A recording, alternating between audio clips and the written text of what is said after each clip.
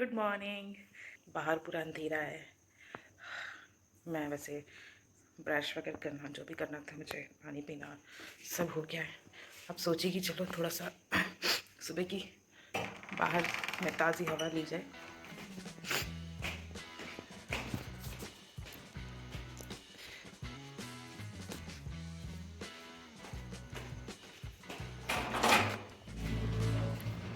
ओह, सुबह एकदम शांत माहौल है।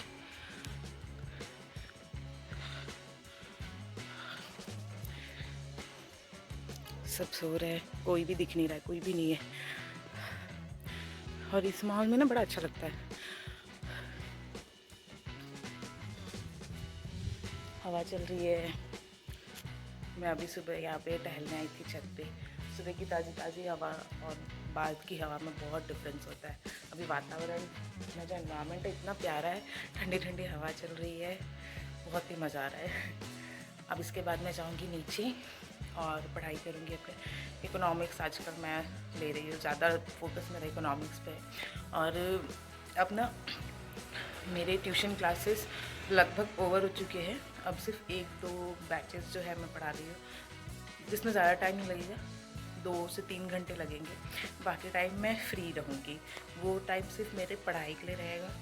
जो भी मैंने टारगेट सेट किए उनको कंप्लीट करने के लिए रहेगा। तो अब से हम लाइव क्लासेस भी कर सकेंगे। अभी तो मैं सिर्फ दोपहर में लाइव क्लासेस करूँगी, क्योंकि मॉर्निंग में लाइव क्लासेस करना ना थोड़ा सा मुश्किल है मेरे लिए।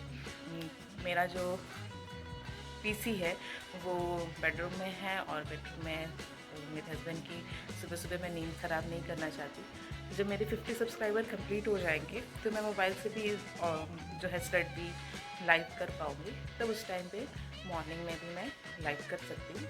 पर अभी आफ्टरनून में 2 से स्टार्ट करेंगे हम लाइव स्टडी करना। 2 से 3:30 ऐसे ही, मतलब जितना हो पाए अपन ट्राई करेंगे कि करते हैं लाइव। और वीडियोस भी मेरी अब रेगुलर आया करेगी। पहले भी तो आती थी, तो पहले थोड़ा सा उसमें गैप ज़्यादा हो जाता था, अब गैप कम रहेगा। और हम लोग स्टडीज़ अपनी करते रहेंगे, टारगेट कंप्लीट करेंगे। ठीक है।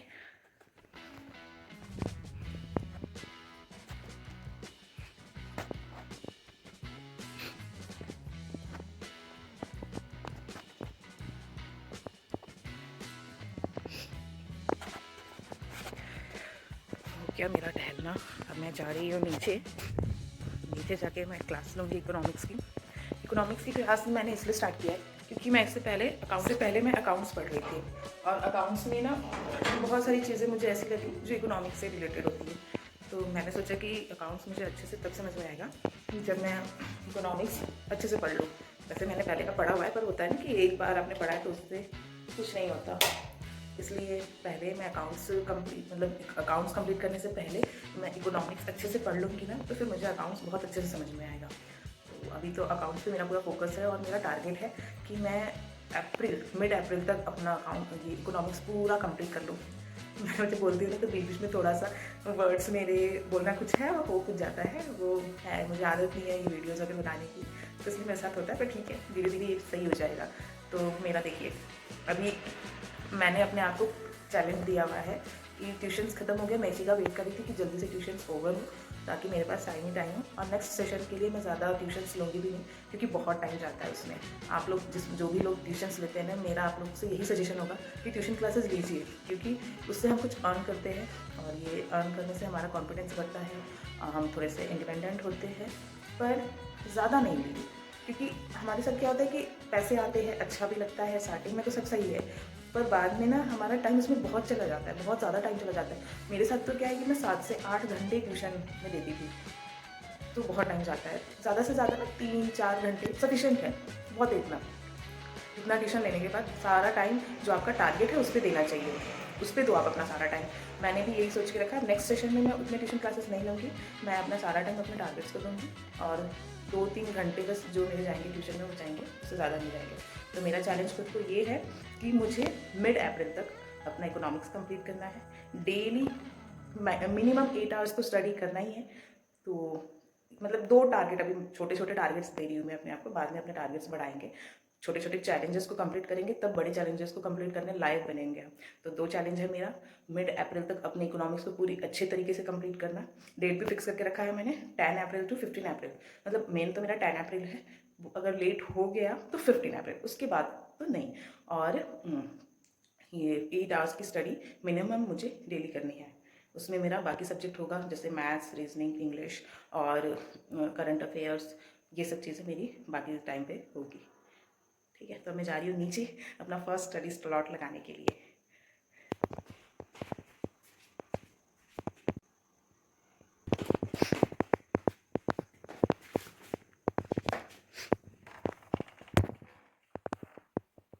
ये मेरे पास रखना बहुत इंपॉर्टेंट है, क्योंकि मच्छर काटना मुझे थोड़ा भी बर्दाश्त नहीं हो पाता है। तो मैं आ गई हूँ नीचे अपने स्टडी टेबल पे, जहाँ बच्चे ट्यूशन पढ़ते थे। अब मॉर्निंग में मेरा यही स्टडी टेबल रहेगा। मेरे पास कई सारे स्टडी टेबल है, मतलब मेरे घर पे हर जगह आपको पढ़ने की जगह मिल जाएगी। मैंने ऐसा सेट करके रखा है कि जहाँ जाओ वहाँ पढ़ने जैसा फील होगा आपको। हर जगह पढ़ने के लिए स्टडी टेबल मिल जाएंगी, जहाँ मन वहाँ पढ़ सकते हो। तो मॉर्निंग में तो मैं यहीं पे पढ़ूँगी, सही है यहाँ पे पढ़ना। अब पढ़ते हैं, इकोनॉमिक्स करते हैं, ठीक है। मैं जो चैलेंज की बात कर रही थी वो ये है कि मैंने खुद को 25 डेज़ का चैलेंज दे के रखा है कि इन 25 डेज़ में मुझे इकोनॉमिक्स पूरी अच्छे से कंप्लीट करनी है, कॉम्प्रिहेंसिव तरीके से उसको पढ़ना है। मेरा ये चैलेंज 18 मार्च से कंप्लीट होगा।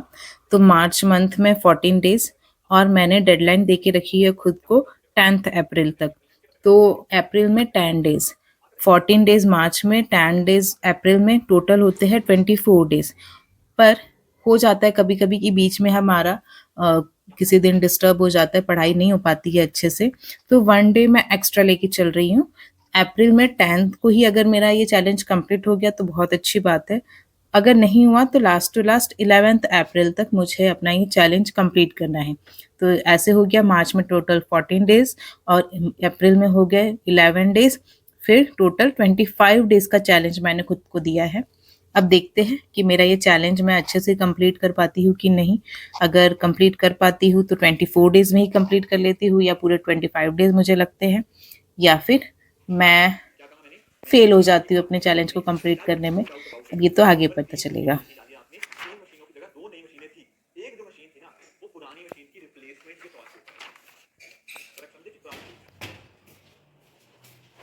फिर से छत पे आ गए हम। ठंडी तो है, हवा चल रही है ना, इसकी वजह से। जहाँ हम रहते हैं वहाँ पे पानी की बड़ी प्रॉब्लम है। गर्मी का मौसम आना स्टार्ट होता है तो यहाँ पे बोरिंग का पानी सूखना चालू हो जाता है। वही मैं चेक कर रही थी कि वही बोरिंग चालू किया है मैंने, तो पानी आ भी रहा है कि नहीं आ रहा है। तो अभी तो आ रहा है, सुबह-सुबह चालू करने पे आ जाता है। बाकी अगर दोपहर वगैरह में चालू करो तो अभी नहीं आ रहा है। कुछ दिनों बाद सुबह भी आना बंद हो जाएगा, फिर टैंकर मंगवाना पड़ता है, टैंकर के पानी से काम चलता है। तो इसलिए ना पानी बहुत बचा के यूज़ करना चाहिए हमें, नहीं तो बहुत हालत टाइट हो जाती है बिना पानी के।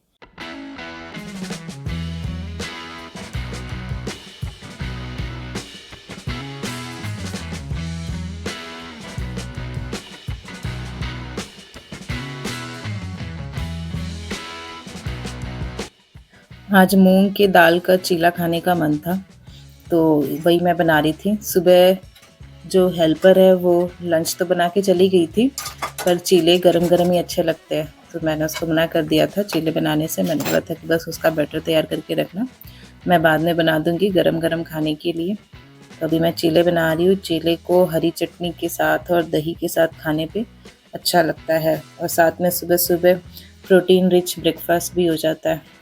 चीले बनाने के साथ ही साथ मैं लंच भी पैक कर रही थी इनका कॉलेज जाने के लिए, तो एक साथ 2 काम निपट रहे थे।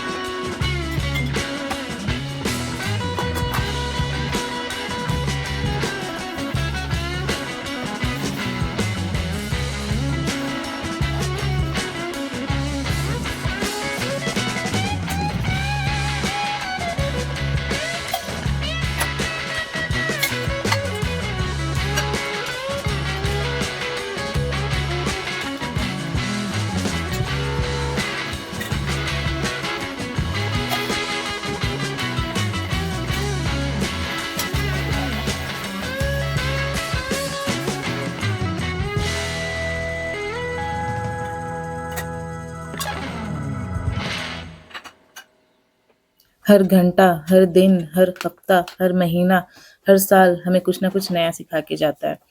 पिछले साल 2024 में मैंने सीखा कि टाइम सबसे ज़्यादा इम्पोर्टेंट है। पिछले साल मैंने बहुत स्ट्रगल किया है 2024 में टाइम को लेकर। मेरे पास थोड़ा भी अपने लिए टाइम ही नहीं बच पाता था। हमेशा ट्यूशन पढ़ाने में पूरा समय चला जाता था, घर के काम, खाना बनाना, ये सब में पूरा समय चला जाता था। तो फिर मैंने इस साल डिसाइड कर लिया है कि नहीं, ये साल पूरा मेरे ग्रोथ को डेडिकेटेड रहेगा। मैं अपने टाइम को जितना बचा सकती हूँ खुद के लिए उतना बचाऊंगी और पूरा टाइम अपने ग्रोथ के लिए सुबह दूंगी। की पढ़ाई कंप्लीट करने के बाद सारे काम जो भी मेरे थे वो निपटाने के बाद और हस्बैंड कॉलेज चले गए, मैं वही अपना डेली का रूटीन जो करती हूँ, नैप लेना, नहाना, तो नहा धो के मैं रेडी हो चुकी हूँ। और अब मैं आपको दिखाती हूँ कि मैंने क्या पढ़ा। मैं डेली 4 to 5 आवर्स इकोनॉमिक्स को दे रही हूँ। आपको मेरी वीडियो में इकोनॉमिक्स ही ज़्यादा दिखेगा क्योंकि इसको मैंने चैलेंज लिया है और इसे मैं कंप्लीट करके रहूँगी। तो मैं इसमें डेट डालती जाती हूँ ताकि मैं खुद को ट्रैक कर पाऊँ कि मैंने क्या क्या पढ़ा। तो आज की पढ़ाई मेरी यहाँ से है। आज मैंने पढ़ा फैक्टर ऑफ प्रोडक्शन, और इसमें जो है फैक्टर ऑफ प्रोडक्शन 4 होते हैं। एक तो लैंड, लेबर, कैपिटल और एंटरप्रेन्योर। इन चारों चीज़ों के बिना हम कोई भी इकोनॉमिक एक्टिविटी नहीं कर सकते हैं। अगर हमें कुछ भी प्रोड्यूस करना है तो ये चारों चीज़ इम्पॉर्टेंट होते हैं। उसके बाद ये थोड़ा सा रिवीजन टाइप में है। जैसे इकोनॉमिक्स को 2 पार्ट में बांटा है, एक है माइक्रो इकोनॉमिक्स, एक है मैक्रो इकोनॉमिक्स। माइक्रो इकोनॉमिक्स में जो इंडिविजुअल इकोनॉमिक एक्टिविटीज़ होती है वो आ जाता है। मैक्रो इकोनॉमिक्स में पूरी कंट्री, पूरी नेशन एज अ होल वो उनकी इकोनॉमिक एक्टिविटी आ जाती है। तो ये डिवीजन टाइप में हो गया। उसके बाद आज मेरा चैप्टर 2 स्टार्ट हो गया था जिसमें है नेशनल इनकम एंड जीडीपी। उसमें वही माइक्रो वर्सेस मैक्रो पढ़ा है मैंने। इसके बाद इकोनॉमिक प्लेयर्स क्या क्या होते हैं, firms, governments, house hold sector, ये सब पढ़ा। फिर एक इंटरेस्टिंग चीज़ थी circular flow of income in a simple economy. Simple economy में क्या है कि हम एक ऐसा सिचुएशन लेते हैं जिसमें सिर्फ फर्म्स है और हाउस होल्ड्स है, बीच में कोई गवर्नमेंट नहीं, कोई इम्पोर्ट एक्सपोर्ट कुछ नहीं हो रहा है। तो इसमें देखिए क्या होता है, फैक्टर ऑफ प्रोडक्शन में क्या होता है कि लैंड चाहिए और एंटरप्रेन्योर चाहिए, लेबर चाहिए। तो आखिर ये सब कहाँ से मिलेगा? तो फर्म को ये सारी चीज़ें कहाँ से मिलती है? हाउस होल्ड से मिलती है। अब फर्म्स को हाउस होल्ड से लैंड मिल रहा है तो लैंड के बदले उसको रेंट पे करना पड़ेगा, लेबर मिल रहा है तो लेबर के बदले उसको पेमेंट पे करना पड़ेगा। तो ये चीज़ें हाउस होल्ड से फर्म्स पे आई। अब फर्म से जो पेमेंट है, जो रेंट है, वो सब कहाँ जा रही है? वापस से हाउस होल्ड में जा रही है। ये तो एक चीज़ हो गई। फिर ये फ्लो ऊपर भी वैसे ही बनेगा। जैसे यहाँ पे जब फर्म को लेबर मिला, लैंड मिला, जो भी चीज़ें उसको चाहिए थी वो मिला, तो उससे क्या हुआ? उसने प्रोडक्शन किया। किसका प्रोडक्शन किया? गुड्स एंड सर्विसेज का। वो कौन यूज़ करेगा आखिर? तो ये हाउस होल्ड्स यूज़ करेंगी और उसके बदले हाउस होल्ड जो है स्पेंड करेंगी और वो वापस से कहाँ जाएगा? फर्म्स में। तो इस तरह से ये सर्कुलर फ्लो होता रहता है एक सिंपल इकोनॉमी में। बस इसमें हमें क्या ध्यान देना है कि हमें ये देखना है कि ये एक ऐसा सिचुएशन है जिसमें गवर्नमेंट इंटरवेन नहीं कर रही है, कोई एक्सटर्नल ट्रेड नहीं हो रहा है, कुछ सेविंग्स नहीं हो रही, कुछ भी नहीं हो रहा है। नॉर्मली ऐसा नहीं होता है, पर इस सर्कुलर फ्लो को समझने के लिए ऐसा सिचुएशन हम मान लेते हैं। उसके बाद स्टॉक एंड फ्लो ये पढ़ा है, gross investment, depreciation and net investment. तो आज मेरा यहाँ तक हो गया है, जीडीपी स्टार्ट हो गया है। अब आगे का इसके बाद मैं कल स्टार्ट करूँगी क्योंकि अभी मुझे दूसरा सब्जेक्ट भी पढ़ना है थोड़ा थोड़ा। इकोनॉमिक्स तो मेन मेरा है फोकस, पर बाकी सब्जेक्ट पे भी थोड़ा थोड़ा सा मुझे ध्यान देना, उसको पढ़ना है। बहुत सारे लोगों के क्वेश्चन है कि क्या ईपीएफओ एपीएफसी का नोटिफिकेशन आ गया है, इसका कोई अपडेट है क्या? देखिए अभी तो कोई अपडेट है नहीं। जो यूट्यूब पे पुरानी वीडियोस लोगों ने डाल के रखी है, कोचिंग वालों ने, कि इसी साल आएगा, बस वही अपडेट है। पर इसके लिए हम अपनी पढ़ाई बीच में नहीं छोड़ सकते। यही गलती ना मैंने स्टार्टिंग में किया है कि नोटिफिकेशन का हम लोग वेट करते हैं। नोटिफिकेशन का वेट करके कोई फ़ायदा नहीं है। अगर नोटिफिकेशन आ गया और उसके बाद हमने अपनी पढ़ाई स्टार्ट की तो क्या हम वो क्लियर कर पाएंगे? आप खुद सोचिए। इसलिए आप अभी से पढ़ाई स्टार्ट करो, नोटिफिकेशन आ ही जाएगा कभी ना कभी। वैसे भी इसका सिलेबस इतना बड़ा है कि उसको तैयार करने में काफ़ी टाइम लग जाएगा। अगर मान लेते हैं एक सिचुएशन ऐसी कि इस साल नोटिफिकेशन नहीं आया, अगले साल आया, तो इतना टाइम तो लग ही जाएगा। वैसे भी इस साल के आप समझो तो 3 महीने जा चुके हैं, मार्च भी खत्म ही है, अब हमारे पास सिर्फ 9 महीने ही बचे हैं। तो 9 महीने किसी एग्जाम को प्रिपेयर करने में तो लग ही जाते हैं। और अगर फिर भी आपको कोई डाउट है कि ये आया कि नहीं आया, तो एक काम करो, इसके जो स्पेसिफिक इसी में आने वाले हैं सब्जेक्ट, उनको अभी के लिए आप मत पढ़ो। पर बाकी जो हर एग्जाम्स में आ जाते हैं, जैसे मैथ्स, रीजनिंग, इंग्लिश, फिर जीएस के सब्जेक्ट, वो सब पढ़ो। उससे क्या होगा कि आप बाकी सब्जेक्ट के लिए, बाकी एग्जाम्स के लिए भी प्रिपेयर रहोगे। और अगर इसका नोटिफिकेशन आ गया तो उसके बाद से आप accounts, labour law, industries relation, ये सब पढ़ना स्टार्ट कर दो, तो इसके लिए भी आप प्रिपेयर हो जाओगे। तो ऐसे आप अपने आप को तैयार रखो एग्ज़ाम के लिए, ऐसे स्ट्रेटेजाइज करो अपने को अपने एग्ज़ाम के लिए, ठीक है। वैसे मैं भी ईपीएफओ को मैंने टारगेट किया है, पर मैं इसके अलावा अपना एक प्लान भी रखूँगी, क्योंकि इम्पॉर्टेंट है कि हम अपना प्लान भी रखें। तो देखते हैं, अभी तो मैं इसकी प्रिपरेशन कर रही हूँ, और जब मैं प्रिपरेशन कर रही हूँ मुझे पता है कि इसकी हेल्प से अगर कोई और नोटिफिकेशन आता है तो मैं उसको भी क्रैक करने में मुझे हेल्प होगा, ठीक है।